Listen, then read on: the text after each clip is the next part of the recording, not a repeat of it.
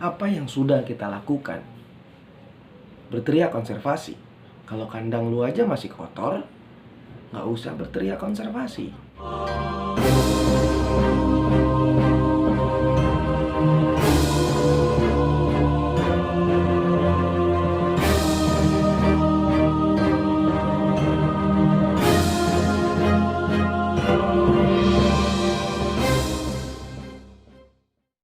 Nah, sekarang tinggal saya yang menyampaikan argumen saya tentang Jurassic Park dan Komodoensis tentunya, atau Pulau Komodo. Saya memang tidak terlalu paham tentang komodo, tapi saya pernah berinteraksi langsung dengan beberapa komodo, baik yang ada di Taman Marga Satwa Ragunan tentunya, ataupun yang waktu itu ada di Taman Mini, teman-teman. Biawak, ya, kita melihat dia seperti halnya biawak pada umumnya, memiliki 4 kaki, 1 ekor, dan selalu menjulurkan lidah. Ini yang selalu menjadi ciri khas dari seekor reptil, teman-teman. Pembangunan, ya, komodo.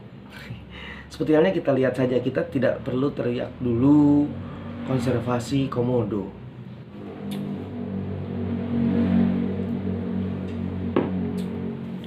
Sekarang bagaimana kita sendiri sadar bahwa ternyata kita telah membuang sampah sembarangan yang menjadi habitat Varanus salvator atau biawak air, ya teman-teman.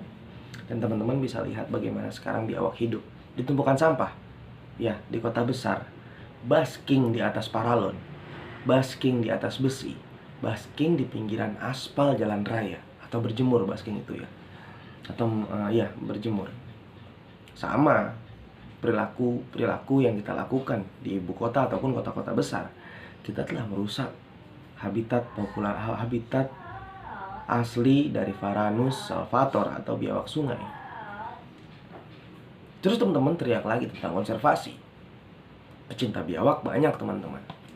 Mungkin dari 100 kita bisa apotek 25% yang berpikir bahwa dia harus ternak biawak yang dipelihara. Sisanya tren, hobi, seneng, latah. Ya, itu yang terjadi di kalangan pecinta reptil. Ini saya tidak berpihak pada siapapun, 50-50 nih. Nah, kemudian teriak lagi konservasi. Berat, teman-teman. Kata konservasi ini begitu berat. Nah, itu teman-teman. Kalau teman-teman berteriak tentang konservasi, sebetulnya aduh, itu berat. Gitu. Nah, di sisi lain kita berteriak tentang jaga komodo, jaga naga, jaga orang. Tapi kita sendiri tidak pernah berpikir bahwa konservasi itu juga ada di sekitar kita. Ya, selain, jujur saya pun pedagang, kita tidak bisa menghindari itu. Tapi pemanfaatan satwa liar sudah ditulis di undang-undang, teman-teman. Jadi kita tetap menjadi pemelihara yang bijak tentunya, ya. Kemudian juga pilar konservasi yang seperti dijelaskan Bu Evi, ya. Dia bilang ada 3 pilar, itu perlindungan, pengawetan, dan pemanfaatan. Pemasukan Indonesia dari pariwisata itu sangat luar biasa, teman-teman. Negara juga pasti membutuhkan itu, gitu loh. Sekarang kita lihat dari pihak pemerintah atau negara sendiri, ya. Yang dilakukan pada saat ini adalah konservasi menggunakan pilar pemanfaatan, ya. Jadi memanfaatkan yang memang Taman Nasional Komodo adalah taman konservasi atau pulau konservasi, ya. Tidak mungkin pemerintah membangun sesuatu yang besar seperti itu tanpa kalkulasi yang matang, tanpa menghadirkan beberapa ahli. Pasti mereka juga memikirkan hal tersebut, teman-teman. Seperti dijelaskan di media elektronik tadi, bahwa di situ ditulis pengerjaan dilakukan secara hati-hati karena harus menjaga dan tidak mengganggu belasan ekor komodo dewasa yang terlihat di Pulau Rinca. Nah, jadi teman-teman, kita tidak bisa langsung menyalahkan salah satu pihak, ya, baik pemerintah ataupun pihak-pihak terkait tentunya. Tim-tim pembela komodo berteriak. Selama ini apa yang mereka lakukan? Memberi makan komodo? Tidak. Datang ke Pulau Komodo untuk berbersih sampah? Tidak. Warga lokal lah yang berhak berteriak harusnya. Iya kan? Dia yang tiap hari bertemu dengan komodo, yang tiap hari berinteraksi dengan komodo, yang tiap hari mendampingi turis untuk melihat komodo secara langsung. Saya sendiri pengen banget ke Pulau Komodo, tapi ternyata ditutup dari Oktober ini sampai 30 Juni 2021. Tapi nggak ditutup pun, belum punya duit buat kesana teman-teman. Saya pengen langsung melihat kehidupan ora atau komodo teman-teman.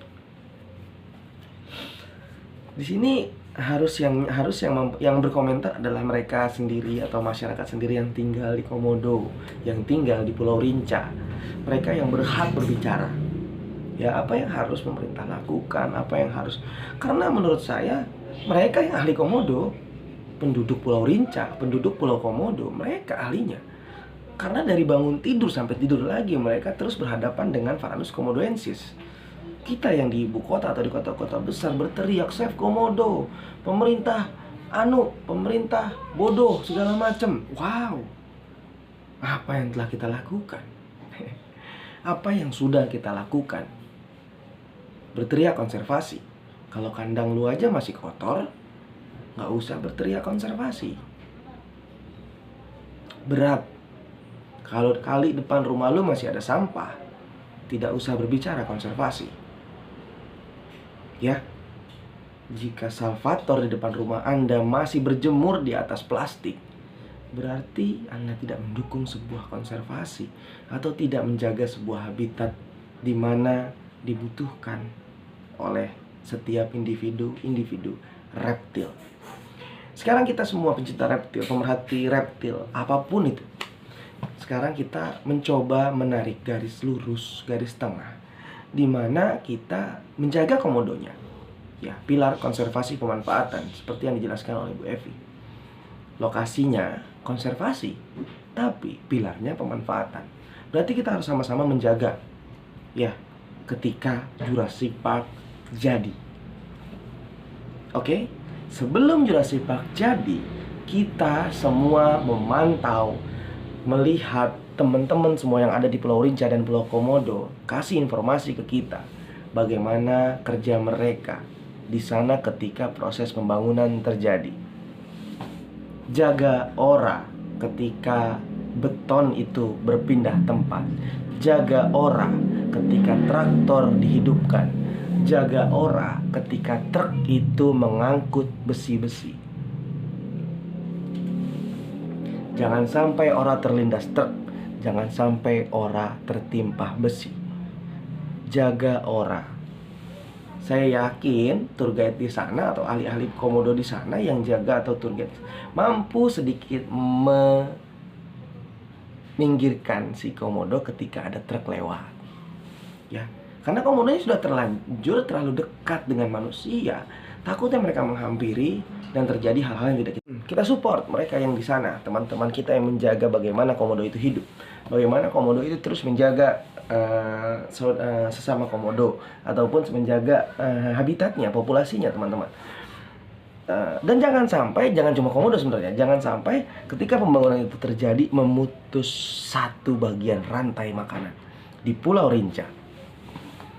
Kalian tahu, ketika satu organ itu putus, hilang, lingkaran rantai makanan berantakan.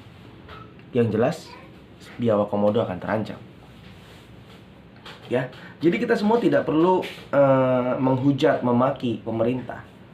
Mereka melakukan ini pasti ada tim ahli yang mendampingi. Tidak semena-mena ada tanah kosong dibangun perumahan, seperti di komplek-komplek, di kebun-kebun di Bogor, di Depok. Saya tinggal di Depok ya. Nah, jadi ketika kalian mencoba ketika pemerintah membangun sebuah konservasi di pilar pemanfaatan dan di daerah yang benar-benar memiliki Seven Wonder atau Sinaga atau Ora atau Komodo ini pasti dikalkulasi dengan sangat baik teman-teman. Ya, tidak perlu menghujat. Kita sama-sama mendoakan agar komodo tetap mampu meneruskan dan melangsungkan hidupnya dan terus berkembang biak lestari hingga jutaan tahun ke depan. Ya. Dan kita mendukung teman-teman di Pulau Komodo ataupun Pulau Rinca langsung, karena mereka yang tahu. Bicara konservasi boleh, tapi kita harus tahu bagaimana konservasi yang baik. Karena saya sendiri tidak mau berbicara tentang konservasi, tidak mau teriak konservasi kalau ternyata hal-hal seperti ini di depan rumah saya biawak masih berjemur di aspal, masih berjemur di sampah. Terus saya coba belain komodo karena di sana mau dibangun konservasi pemanfaatan. Itu ibaratnya saya makan enak, tetangga kelaparan. Jadi seperti itu, teman-teman. Sama-sama kita support, sama-sama kita dukung apa yang dilakukan pemerintah. Kita support tim ahli yang bekerja di sana. Kita support LIPI ataupun ahli Lasertilia yang bekerja di sana. Mereka tahu lebih paham. Dan kita juga support orang-orang penduduk asli sana yang jagain komodo, kiper-kiper, guide-guide di sana yang tiap hari, tiap saat, tiap detik bertemu dengan komodo. Mungkin mereka sudah bisa bagaimana membaca pikiran komodo.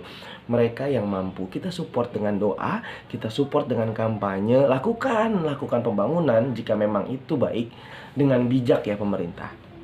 Jangan sampai kalian merusak rantai makanan, tidak hanya komodonya, karena mereka tetap membutuhkan itu semua. Nah, teman-teman gimana? Udah ngerti kan? Kita jangan salahkan satu belah pihak. Kita tidak boleh berat sebelah. Kita adalah pemerhati satwa, pemelihara reptil, yang mungkin kita sendiri banyak kesalahan dalam memelihara reptil. Jadi konservasi itu tetap dalam konteks yang sangat berat, ya teman-teman. Karena saya jujur, saya sendiri pun tidak berani berteriak tentang konservasi, karena saya sendiri kadang-kadang telat ngasih makan ular. Saya sendiri kadang-kadang telat ngasih makan burung. Itu manusiawi. Karena banyak hal-hal lain yang harus kita kerjakan. Oke, jadi teman-teman, demikian sudah cukup. Jangan selalu mencoba menjadi diri yang terbaik. Jangan terlalu merasa paling benar. Jangan selalu menyalahkan siapapun. Dan kita tidak bisa menjudge satu belah pihak dalam kasus ini. Kita support yang baik dan support yang bijak-bijak. Jadi saya juga tidak pernah melarang kalian untuk memelihara satwa liar, karena di situ sudah tertulis undang-undang pemanfaatan satwa liar. Lakukan dengan bijak tentunya. Sampai sini dulu, jangan lupa like, comment, dan subscribe RB Reptile Channel, karena saya akan coba terus mengedukasi Anda sampai saya benar-benar puas bermanfaat bagi orang lain. Sampai sini dulu. Assalamualaikum warahmatullahi wabarakatuh.